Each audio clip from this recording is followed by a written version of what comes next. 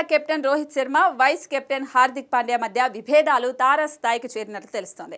IPL 2024 season తుది దశకు చేరిన ఈ ఇద్దరి మధ్య ఆధిపత్య పోరు కొనసాగుతుంది. హార్దిక్ పాండ్యాకు కెప్టెన్సీ ఇవ్వడం రోహిత్ శర్మతో పాటు ఆ జట్టు సీనియర్ ఆటగాళ్లందరికీ ఇష్టం లేదని, దాంతో టీం 2 గ్రూపులుగా విడిపోయిందనే ప్రచారం జరిగింది. అయితే టీ20 ప్రపంచ కప్ జట్టు ఎంపిక సమయంలోనూ ఈ ఇద్దరి మధ్య విభేదాలు కొనసాగినట్లు తెలుస్తోంది. హార్దిక్ పాండ్యాను ఎంపిక చేయవద్దని కెప్టెన్ రోహిత్ శర్మతో పాటు చీఫ్ సెలెక్టర్ అజిత్ అగార్కర్ సూచించారని తెలుస్తోంది. కానీ హెడ్ కోచ్ రాహుల్ ద్రవిడ్తో పాటు ఇతర సెలెక్టర్లు వారి సూచనలను పట్టించుకోకపోవడంతో తప్పని పరిస్థితుల్లో హార్దిక్ పాండ్యాను ఎంపిక చేసినట్టు తెలుస్తోంది.